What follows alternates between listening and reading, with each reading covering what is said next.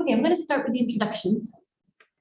And just to welcome everybody in the room and online, all our students, presenters, participants, for the 11th lecture in the series, Migration and Displacement, History, Stories and Myths, which is part of our exploration here at Potsdam, supported by the DAAD, to set up or to think about what does it mean to integrate migration studies within the wider program of teaching and thinking about migration at universities and beyond. And I'm hosted here by Professor Marcia Schenck and Professor Felipe Carla. And also this is co-hosted by Roots, Migration, Mobility and Displacement from the University of Exeter. So just a very brief introduction to how we're going to run the session. So Marcia will present for about 45 minutes, and then we're going to have a discussion with questions for about another 30 minutes after that. So it's a great pleasure to welcome Professor Schenck, who will be talking about decolonization, nation building and development of freedom fighters, refugee students, and rural refugees. She's not only my colleague here, but also very much my host, and with whom it's an absolute pleasure to think together into different spaces, alternative spaces, and to come up with ideas. Marcia is Professor of Global History at the University of Potsdam, and driving her work is the study of Africa and Africans as an integral part of writing global history. And her research interests include the histories of migration and processes of refugee seeking, as well as histories of labor, education, and international organizations. And along with extensive publications on the subject is also her recent 2021 co-edited volume, Navigating Socialist Encounters, Moorings and Disentanglements Between Africa and East Germany During the Civil War. It illuminates the connections between African and East German actors and institutions during the Cold War, with a particular focus on agency and African influences on the GDR and vice versa. She has also co-edited Rethinking Refuge, Processes of Refuge Seeking in Africa, and her upcoming project and book discusses the effects of decolonization, Pan-African solidarity, and the Cold War on the organization of African communities' refugee protections. Marcia's many initiatives include co-research with colleagues in diverse contexts across the world, and she's a strong advocate for right to research and research across borders through such initiatives as the History Dialogues, which is a program she founded and teaches on within the framework of the Global History Lab at Princeton University. And it supports, guides, and shares original research by student researchers around the world, training them in historical research methods to help new voices become narrators of history and also expand the conception of what history is. And during our brief time here together, we've engaged in tremendous dialogues with colleagues across the world, and hopefully bridging many borders, and extend this also to our students who are currently carrying out their own dialogues and creating co-authoring projects. So watch this space. So thank you very much for taking the time to be with us, Marcia. Thank you so much, Lena, for this generous introduction. And as you said, it's been an absolute tremendous pleasure having you here at Potsdam for this past semester. I've really enjoyed our discussions. So as Lena said, today I'm going to actually presenting on part of my new book project. So I'm starting out on a project that has to do very much with the question of refugee management on the African continent in the 1960s, 70s, and early 80s. And I want to focus on the organization of African unity, and specifically also three areas, namely the legal realm, the realm of education, and the realm of settlements. So today I'll be focusing on refugee students in my talk.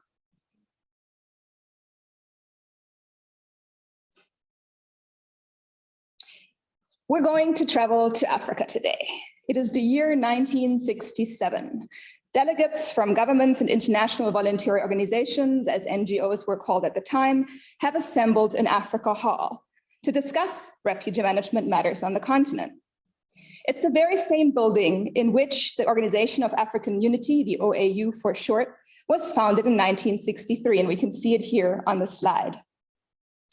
Africa Hall was built by Italian architect Arturo Mesedimi, and it is located right in the city center near Meskel Square in Addis Ababa, the capital of Ethiopia. It was originally inaugurated as the home of the United Nations Economic Commissions for Africa, or UNICA for short, in 1961, and since 1963, it has shared the premises with the Organization of African Unity. So as you can see, it's really a site of internationalism and of anti-colonial visions of world making. The conference upon which we will focus today is the Conference on the Legal, Economic, Social Aspects of African Refugee Problems, which was actually held between the 9th and the 18th of October, 1967. It assembled technocrats from the 10 international intergovernmental organizations, politicians from 22 out of the 40 independent African countries at the time, and observers from 27 voluntary agencies to discuss aspects of refugee management, among them legal protection, education, and planned settlement for refugees. And what emerges is an overall very strong connection between humanitarian and development thinking at the time. This resulted in a hybrid of humanitarian developmentalism, which motivated contemporary actors. It's also worth it to comment on the name, as we see that we have refugee problems in the name of the conference. Already at that point in time, refugees were conceptualized as a problem to be solved, albeit a very new one, which was also thought to be solved with the ultimate decolonization of the African continent. A quick comment on sources. So this map shows you the archives that I've been to so far for the book project as a whole.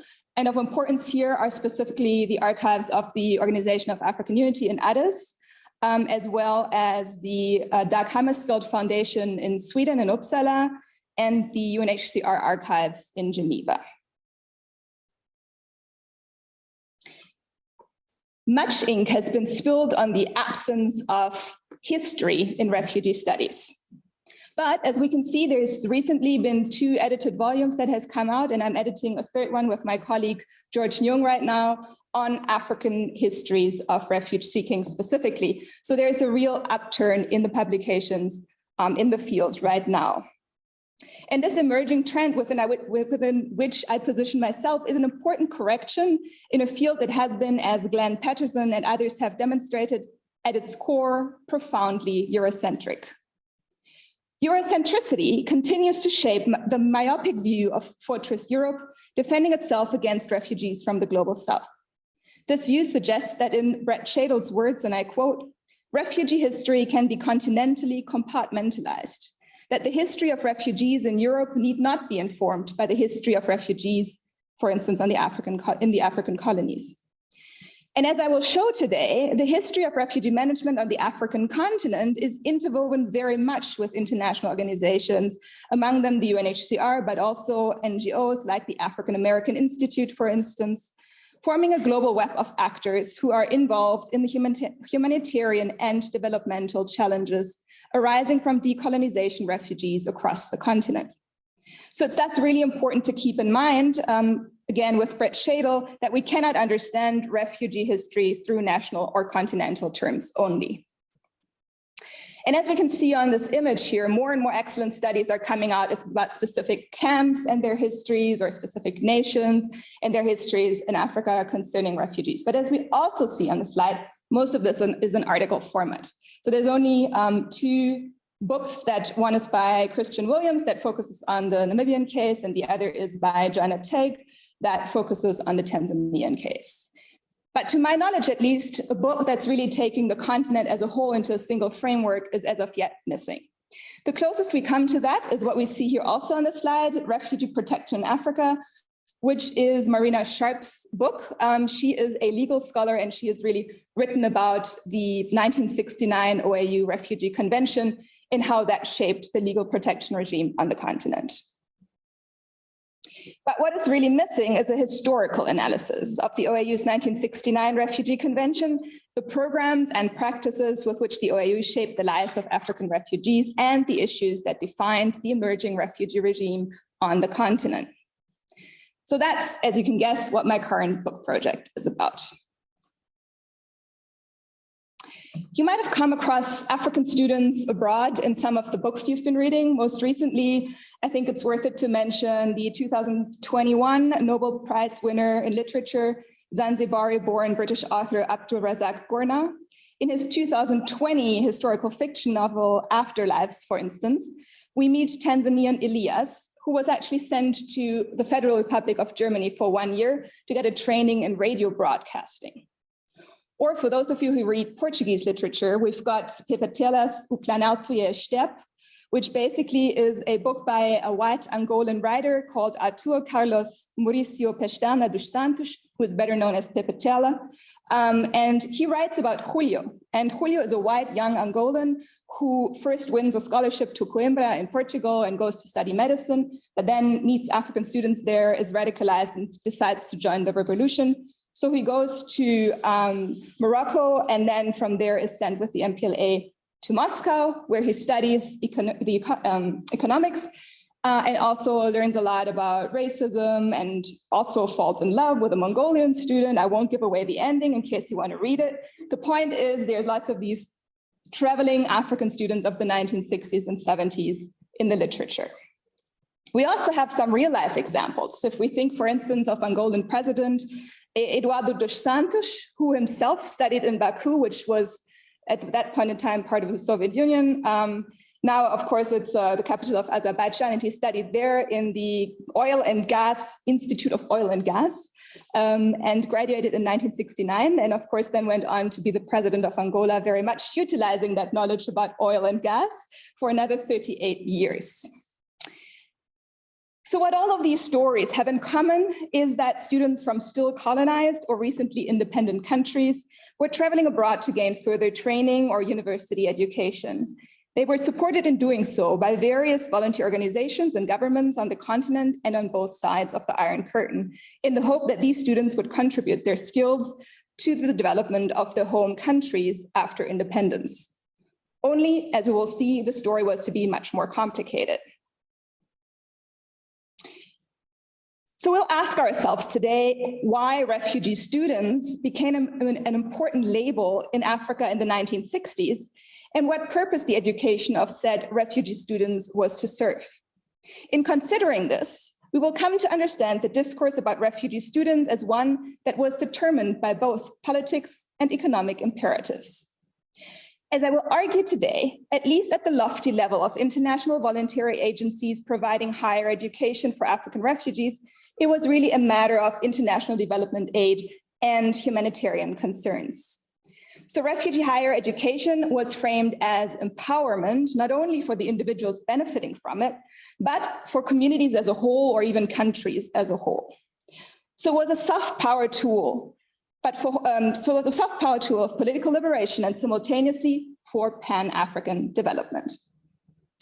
This thinking around refugee education, as proposed by technocrats at the international organizations such as the United Nations High Commissioner for Refugees, the United Nations Economic Commission for Africa, the Organization of African Unity, and so on, and voluntary agencies concerned with the refugee higher education, brought together a discourse of humanitarianism with a discourse on development with political objectives of decolonization. I think that what really makes this time period so interesting. It's the confluence of decolonization with thinking about humanitarian actions and development. So what lies ahead of you today? First, I will continue giving you a little bit more of a historical background. Then I will engage technocratic conversations about education migration from Africa regarding mobility, scholarships, and development. Next, I will move on to examine discussions about African refugee manpower development and its purported benefits and challenges. Then I will illuminate the paradox of simultaneously undesirable and desirable refugees in the context of these refugee students before concluding. All right, so part one. Seen from 1967, the 60s already appeared as a very crucial decade for the history of refugees. So the final conference report of the 1967 conference states, and I quote, "The whole refugee problem in Africa is essentially a problem of the 1960s. Now, of course, if we follow the news, then we know that it didn't stay there, that of course it is still a challenge that the government grapples with today. But here on the slide, we get an idea of the numbers. So when the OAU was founded in 1963, there were about 400,000 refugees on the continent, and most of them came from territories that were still colonized. So this map gives you an idea not only of the colonizers of the territories, but also it has the dates of when states became independent. So what we see from that is, for instance, in Southern Africa, states like what is today Namibia, what is today South Africa, what is today Angola, what is today Mozambique, what is today Zimbabwe, these were places that were not independent in the early 60s. So these were refugee generating areas in general. Then by 1967, refugee numbers had risen to 735,000 roundabout. Just for comparison, today we're at almost 8 million refugees just in sub-Saharan Africa alone. One way of then supporting decolonization was actually supporting the education of skilled African personnel for the soon-to-be independent territories. Other ways were, of course, supporting freedom fighters and hosting rural refugees. And I can speak more about that during the Q&A. So the 1960s was also crucially a decade in which African refugees legally were made. Now, what do I mean by that? As I already said, we have the conference in 1967 where delegates came together and talked about legal aspects and really thought again about coming up with an African version of a refugee convention, which was in the making since about 1 year after the OIU started. So since '64, there were discussions ongoing about that. Because at that point in time, and even for instance, in 1959, I think, when it was the World Refugee Year, that actually didn't mean the whole world, because the legal basis on which people were arguing at the time was the 1951 UN Convention, and that still had a temporal and a geographical restriction in it, which basically reduced those who could apply for refugee status to people who were fleeing from the Second World War in a European context. And so against this background, discussions started at the OIU to say, well, we clearly also have a refugee problem, so we need to develop our own legislation. But as we also see on the slide, a couple of days before the conference in 1967, the UN Additional Protocol was passed. So on the 4th of October, 1967. And that UN Additional Protocol actually removed the geographic and the temporal restrictions to the definition of the refugee. So then, as of that 4th of October, the international law standard was applicable, at least in theory, to all the countries that ratified, so worldwide. Nevertheless, the discussions at the OIU continued, and we have on the 10th of September 1969 the adoption of a document called Convention Governing the Specific Aspects of Refugee Problems in Africa, which entered into force in '74, and we'll hear at the end of this lecture why that's important. But basically, that was a convention that brought about an even more open and expansive definition of the refugee.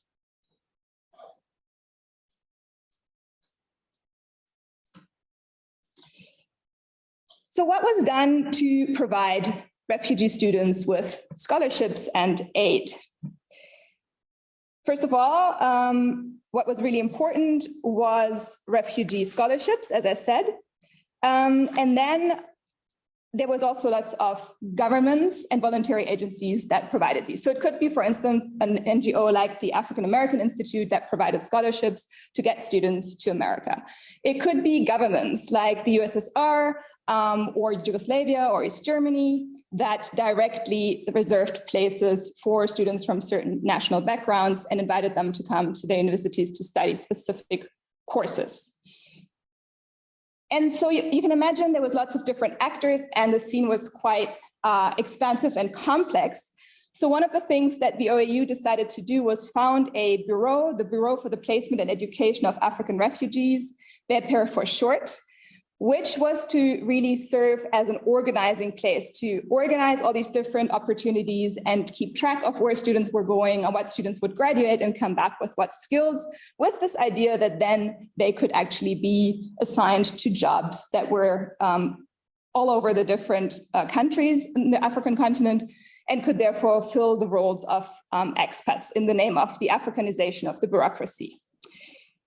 So the Prince Shahruddin Aga Khan, who was the UNHCR High Commissioner, he actually had very high hopes for this bureau. So he wrote about this bureau, and I quote, "Any refugees who wish to study, who want jobs, who have vocational skills, would thus be able to register their qualifications in this bureau, which would be checked and maintained in a central filing system so that all the governments in Africa could somehow share this burden and seek ways of absorbing that category of refugees." And he further stated that the Bureau as such, and I quote again, might play a very important role in Africa to prevent the paradox of Africans finding very good jobs in Europe or in the United States, while there is still a need for experts from Europe and the developed countries to go to Africa and to help Africans. So two things I think are important. First of all, he expected this to be a way of burden sharing, which is the first quote. And then the second quote, he expected these graduates to actually be sort of expat experts that could be hired across the whole continent, especially in the cases where they could not yet go back home because the territory from which they came had not yet been liberated.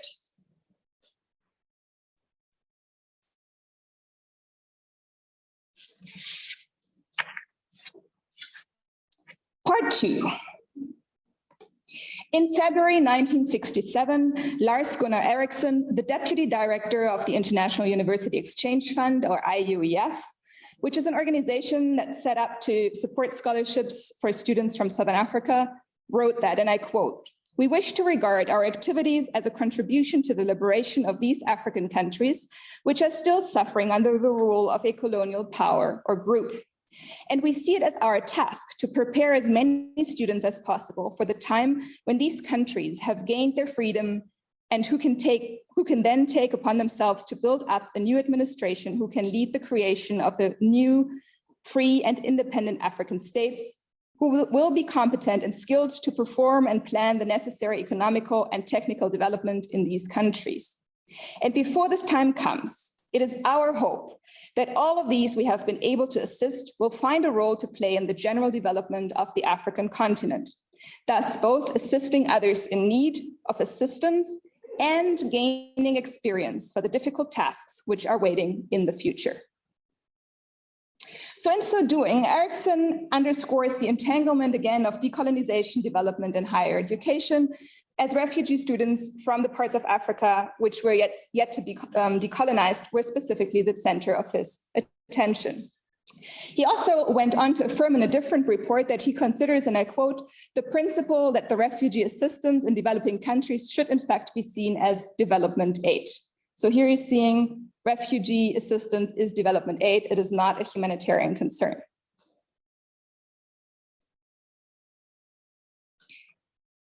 So here on this slide, we see an example of the kind of documents that we find in archives the world over. So whether we go to the ANC archive or whether we go, in this case here to Ghana, to the African Affairs Center in Accra, or the Bureau of African Affairs in Accra, or whether we go to the United Nations office archives in New York, we always come across these documents by refugee students, which are first of all their resumes, their applications, sometimes their grades, and they look roundabout like this. Sometimes you've got pictures, you don't always have pictures, right? But why are these documents in all these different places around the world? Well, much of this has to do with the fact that, as I said, many different organizations were involved, but also that in this time, refugee students actually went through the liberation movements on the African continent to get a scholarship. So what this means is that the OAU declared certain refugee or certain liberation movements, the official liberation movements. They were very much politically in favor of having countries unite or having refugee liberation movements unite within one country so that one would emerge as the dominant liberation movement that then could officially be supported by the OAU and would then also be the official preferred liberation movement through which students were fed into the refugee student system.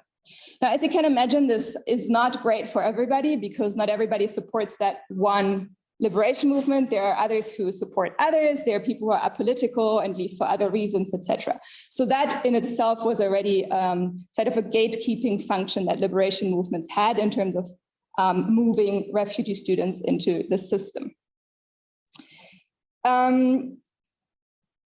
What is also important is the Cold War context. So as I already said, governments from the East and the West both provided scholarships, and this was not just for refugee students, this was also in general for students from developing countries with this hope or this idea of cultural diplomacy, namely that students, once they arrived in their countries and studied there, would then return convinced of the system in which they studied, and also serve as multipliers at home. So for the socialist regimes, that meant that the hope was that students would work towards aiding the socialist revolutions in their countries of origin. For the West, this often meant that they hoped that refugee students, or students in general who returned to their home countries, would be kind of economic multipliers and help facilitate relations between the country of origin of the student and the state in which they had studied.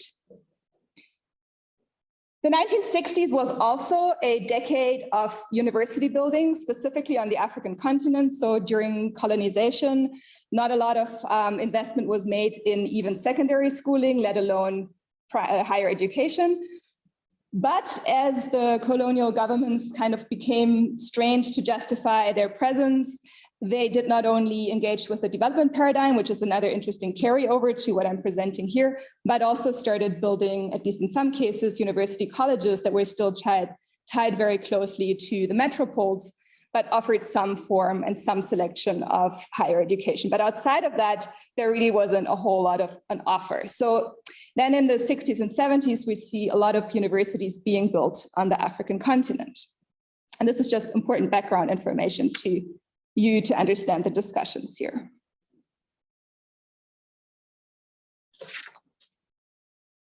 So what we had then in the 60s is we had the cross of two so-called golden ages.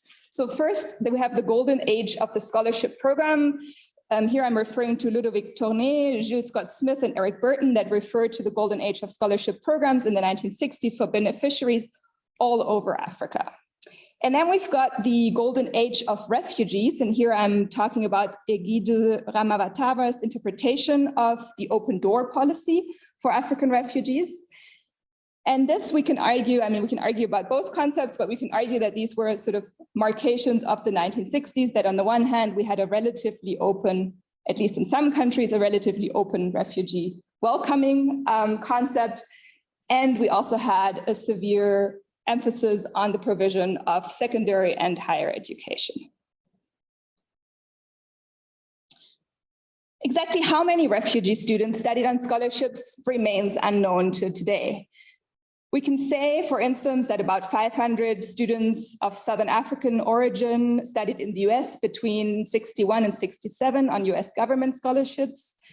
We also know that in 1967, an estimated 750 to 1,000 students studied in secondary schools across Africa and were then supposed to be fed later into the university education. And here on this table, we see in the work of Katsakiores that students from Portuguese colonies studied in different Eastern European countries. But what we see from all of these numbers is that these are responses either in the tens or even sometimes just one student. And so collectively, maybe in the hundreds or possibly thousands. But when you remember the refugee numbers that I showed you a couple of slides ago, we can see that is not a lot that's being offered. Let's put it that way. Still, actors at the time, like for instance, John Eldridge, claimed that this was enough. For the reason that, and I said again a little bit about the colonial education structure, that there simply weren't that many Africans that had secondary school degrees that could actually go into university education. But a lot of the scholarships were actually for university education, not so much for secondary school education. What would have really been useful is to have scholarships on the upper primary level education to then feed people into secondary schools and then to universities. But that was a gap that only slowly became uncovered towards the late 60s. So it's something that we see these delegates in 1967 discuss a lot, but it's not something that was sort of clear on the outset. So the provision of scholarships was originally seen as a goal in and of itself. But by 1967, practitioners and technocrats alike were becoming aware that they could no longer continue giving out scholarships indiscriminately. In the words of John Eldridge, who was the regional representative of the African American Institute in Tanzania, and I quote, "The time has come when we can no longer afford the luxury of training for training's sake and education for the sake of education. The time has come for those of us concerned with this problem to create a plan, a manpower plan." So in essence, this plan proposed to flip the direction of thinking about refugee education as practitioners sought to align supply with demand. This new direction of causality necessitated coordination both among scholarship providing institutions, an effort towards which was made with the creation of the Central Register of the International University Exchange Fund in Leiden, and also with the BEPER that we just talked about, and to encourage the return of students to the continent and into the labor market. In addition, Africanization was now a slogan not only to be applied to the manpower itself, but actually also to the location of studies. So rather than giving lots of scholarships for people to travel to the Soviet Union or the US or anywhere in between, the idea was to now provide scholarships that would help people study in other African countries. So let's talk a bit more in detail about this African refugee manpower plan. Delegates at the 1967 conference saw themselves confronted with a new challenge as refugee graduates had to prepare themselves for a life in exile. And this is again true for especially those who could not return to a liberated nation, just because the liberation of these nations took much longer than was expected at the time.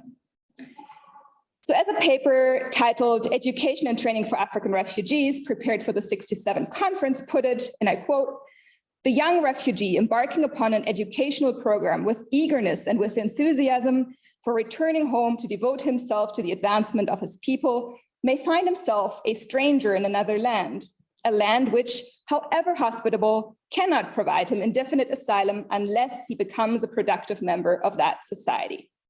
So what we already see here is a claim that if you stay somewhere, you need to be engaged in the economy of that country. You need to become, quote unquote, a productive member of that society. Joseph Short from the African American Institute likened deploying the potential of Southern African refugees to space travel. And I quote, "No astronaut should be launched into space without reasonable assurance that he can be returned safely to terra firma." He continued, "By contrast, as education programs for Southern African refugees developed in the first years of this decade, meaning the 1960s, there were few ways, limited resources, and little time to simulate the future as the space explorers have been able to do.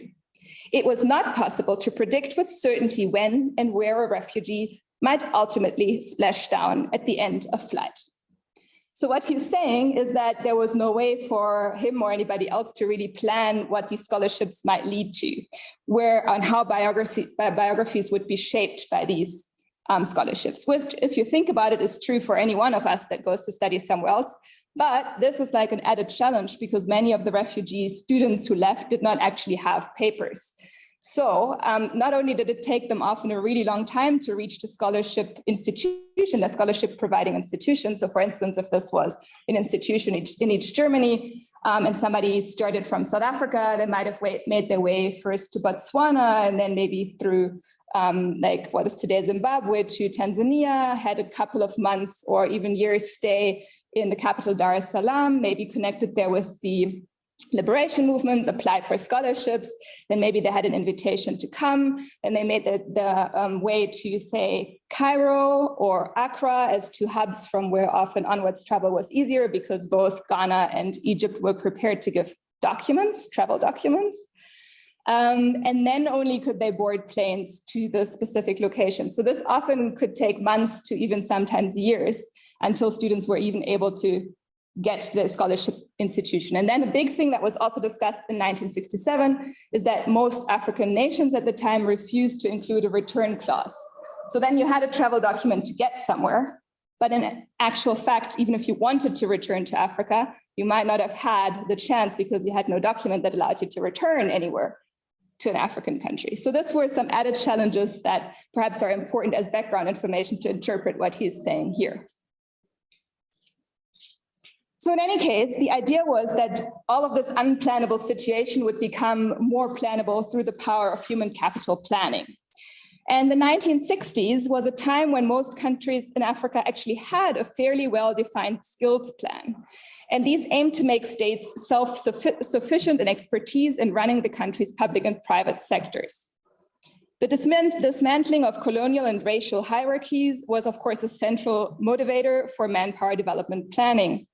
Let's take Tanzania for an example. In Tanzania, it actually had adopted and implemented a policy of shaping its post-primary education offers according to the needs identified in a national economic plan.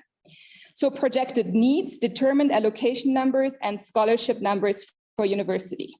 In the 1960s, this process worked fairly well, and Tanzania was celebrated as a success story of human capital development. But in the long run, the future actually did prove to be unplannable. So by the 1980s, Tanzania was still very far off from its goal of self-sufficiency.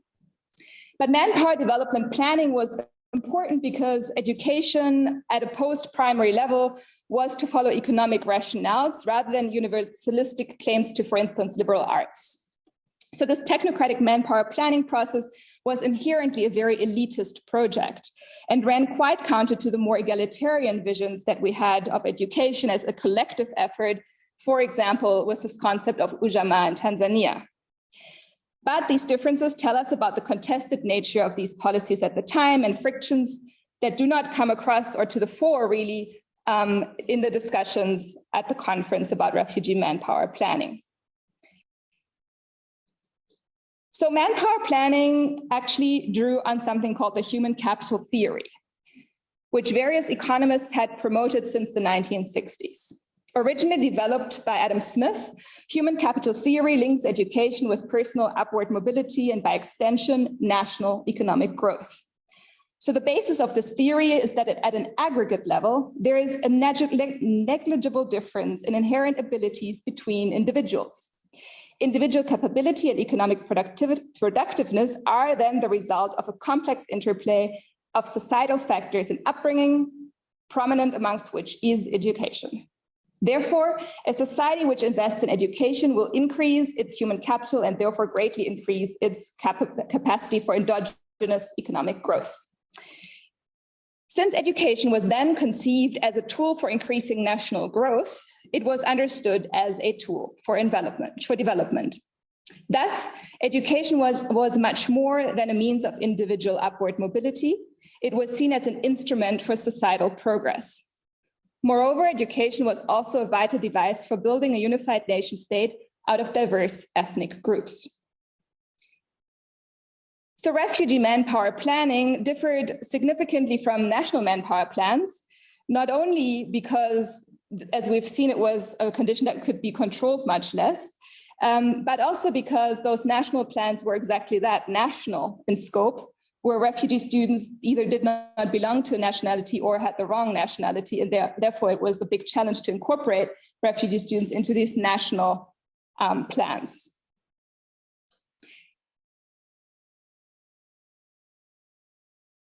So just as elsewhere, the refugee situation in Africa was intricately intertwined with the attempt to create nation states from the shards of empire, which worked consciously with ethnic differences, with the result that borders became fixed and in and out groups were defined.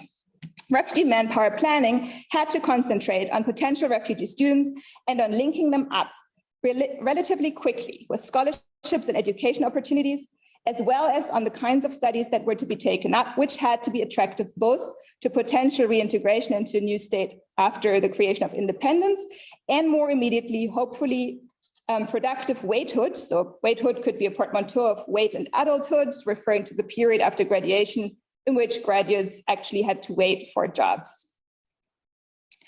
So the whole balancing act was even more difficult because there was no way of predicting the intake, as we have seen. So once a refugee student was identified by one of the many scholarship providers and had started the application process, the individual wishes for courses of study were to be guided in the direction that was deemed beneficial for the country of origin and the host country. So this contrasts with before, students were just asked, what would you like to study? Now it's like, okay, we need you to study X.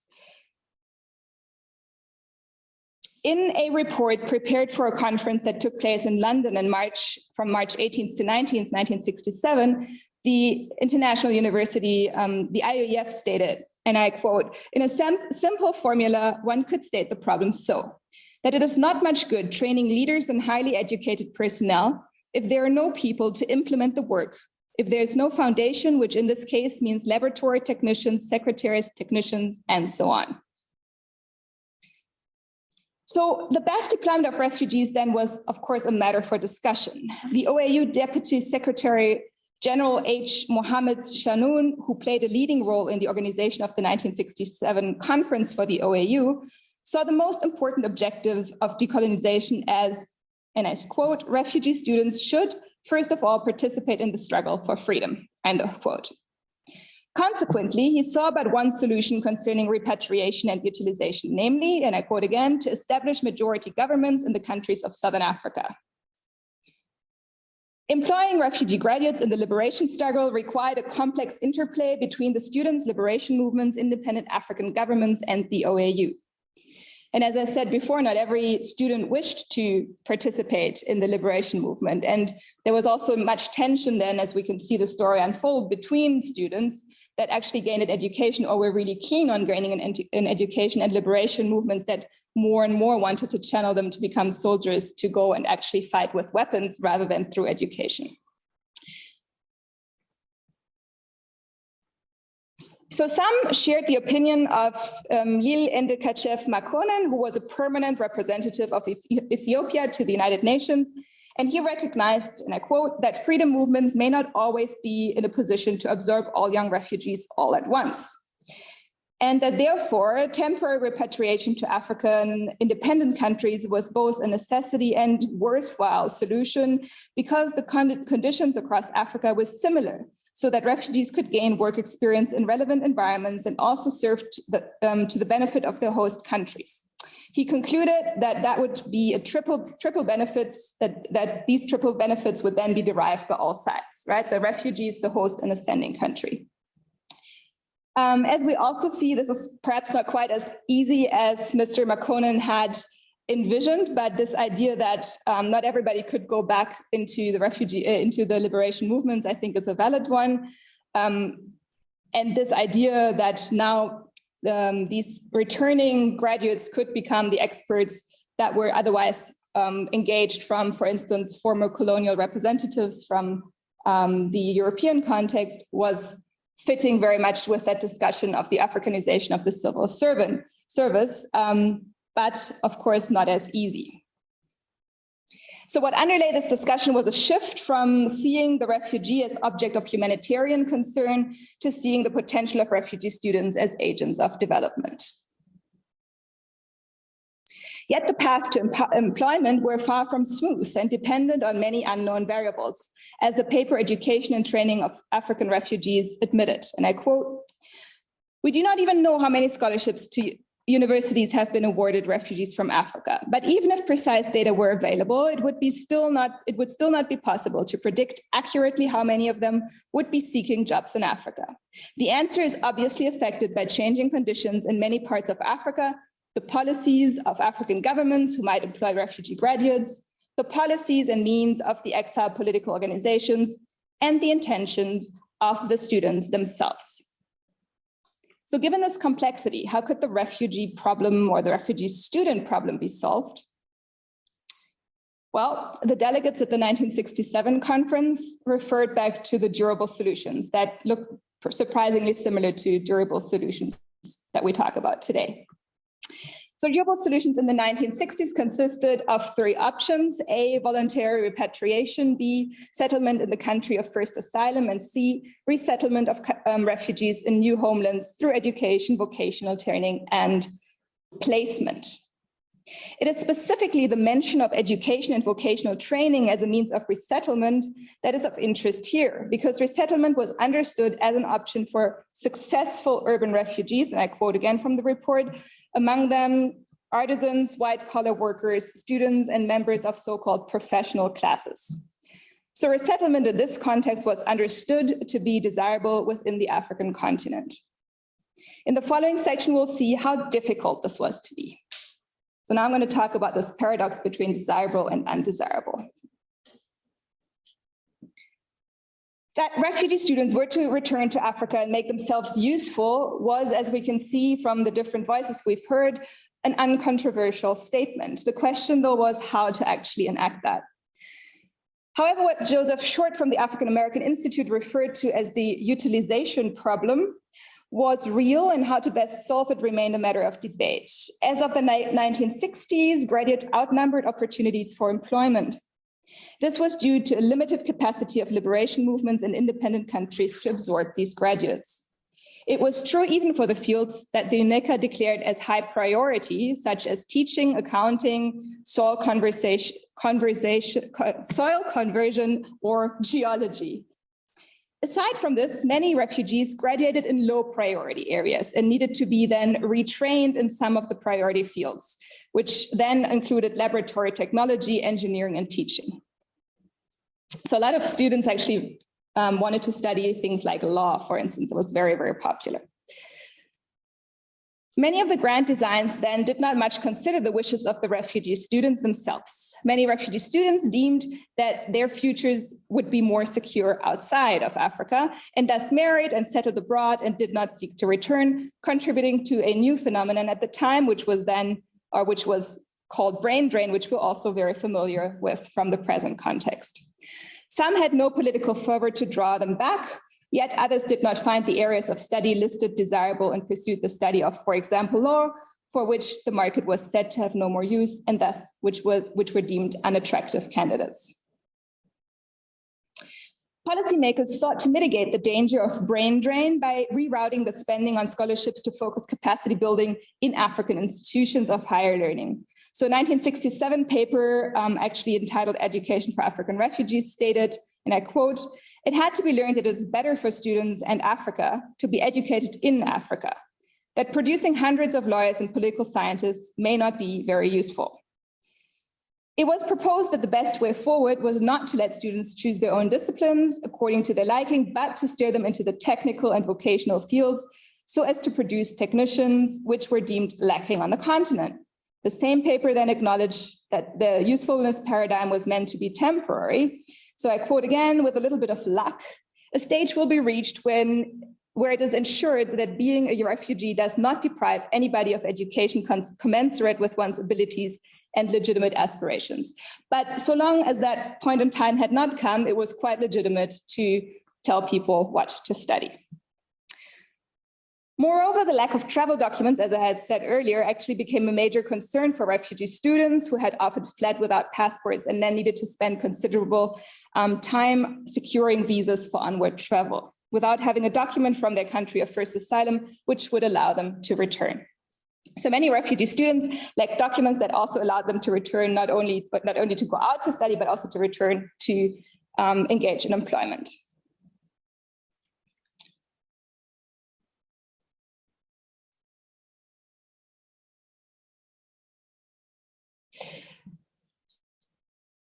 Documents were, as I said, not only a source of insecurity, but also an obstacle to employment. The issue of travel documents for refugees was then most controversially debated at the '67 conference, where many states did not want to provide a return clause in these travel documents for fear of depriving their own nationals of job opportunities.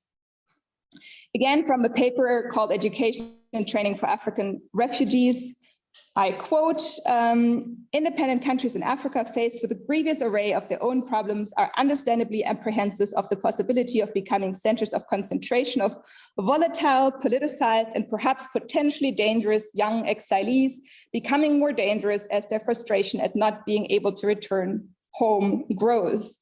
So perhaps here also note that suddenly they're no longer refugee students, now they're young exilees, and they're supposed to be a whole lot of trouble because they're becoming politicized and frustrated. So we don't want them, essentially. And I think this stands in sharp contrast to a general perception of the '60s and '70s in Africa as a time of an open door towards refugees.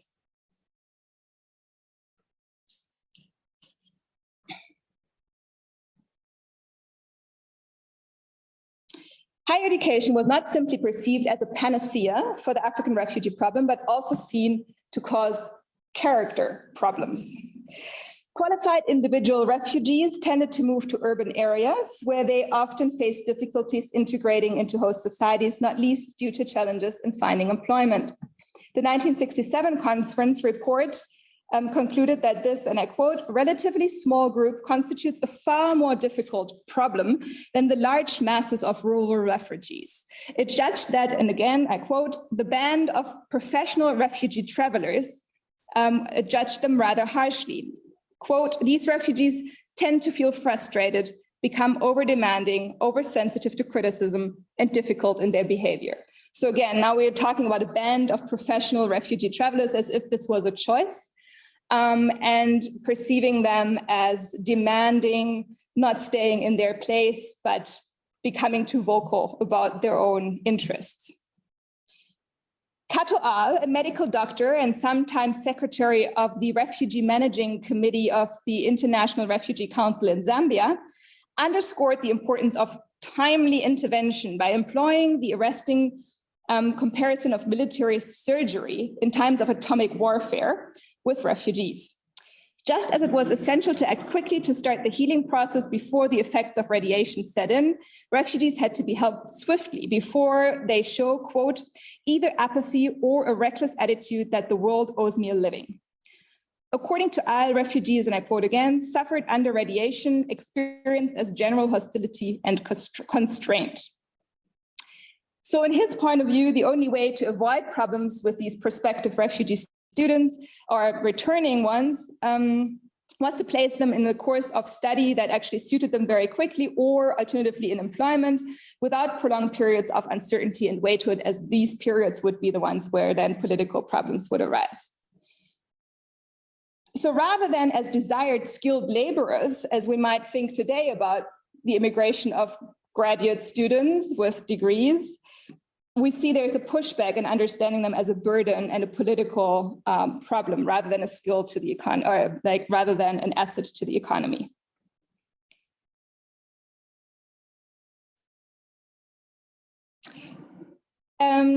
Of course, plans for refugee higher education and manpower were not made in isolation, but in a wider African context of education and development shaped by international actors in the field of education and humanitarian assistance. So again, I'm quoting from a paper, Education for African Refugees. "One cannot hope to create an ideal world for young refugees. Efforts must be aimed at having refugees on the same footing as nationals. This may admittedly be insufficient, but what would then be at stake would not be a refugee problem, but a wider one in the development for the African countries." The paper went on to differentiate between general problems of education across the continent, to which it counted, for instance, and I quote, "lack of economic resources and facilities, how to orient curricula and public education to serve both the legitimate aspirations of people and the demands of developing economies, and those that were deemed specific to the refugee population." And here again, they're citing psychological and practical uprooting, concentration of refugees in badly equipped areas, extreme poverty, language, employment on completion of studies. So as we can see, a lot of the things that are being discussed are not necessarily a symptom of refugee students in general, but also of a developing higher education landscape with restricted access and spaces. But then there's certain problems that we could also argue about whether they're specific, but that are deemed to be specific to a certain group, namely the refugee students. While refugees in 1967 were vulnerable to a whole host of factors that would negatively impact their possibilities upon or of obtaining education, many of these issues deemed peculiar to the refugees were ones that affected broad sections of the population in the recently independent states to which many of the refugees fled. Thus, on the one hand, educated refugee elites were desirable as prospective agents of development for their home country regions, while on the other hand, they were undesirable as temporary or potentially permanent non-national elites taking up valuable positions in fragile labor markets of recently independent countries across Africa. So despite the challenges above, the consensus among practitioners in the 60s is reflected in a paper on education and training written in preparation for the 67 conference, and it surmises, and I quote, "So long as the refugee situation continues, it is vitally important to continue to provide educational assistance to refugees."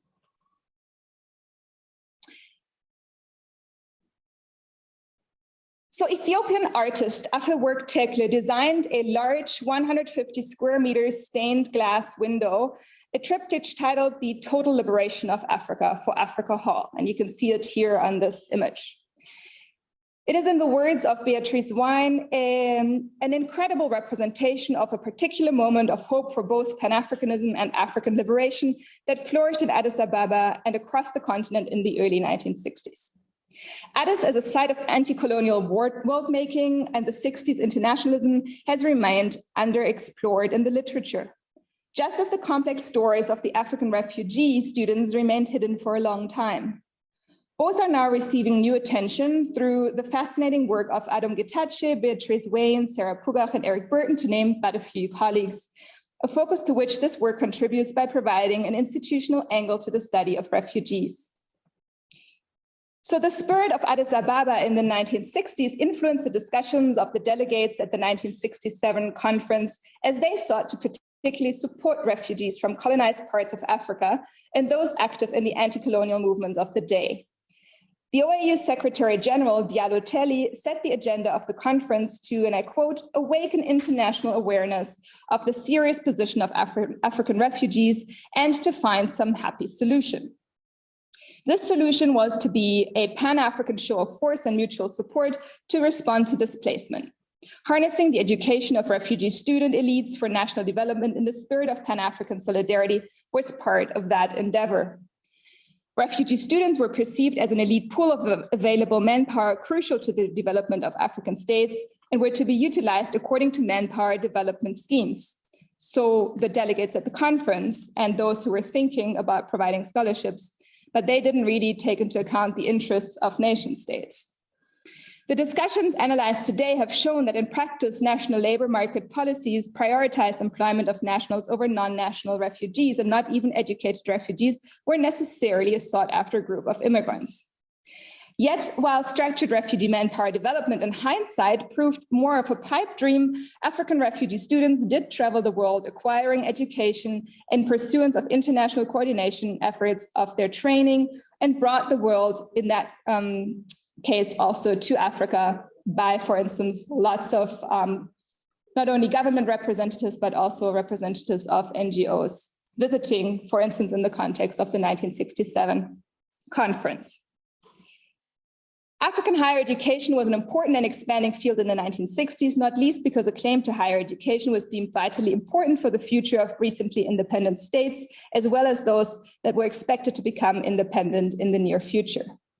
In this context, refugee students and those categorized as professional refugees, namely those who returned with degrees, were not discussed in a purely humanitarian context, but rather their political nature and their potential to act as agents of development received equal attention, revealing the hybrid forms of humanitarian developmentalism at play in the field of refugee higher education. Thus, the ideal of an apolitical humanitarian engagement remained a theoretical idea when it came to the refugee education in Africa in the 1960s. So what happened in 1967 in Africa Hall echoes to the present. I mean, we just commemorated World Refugee Day on June 20th.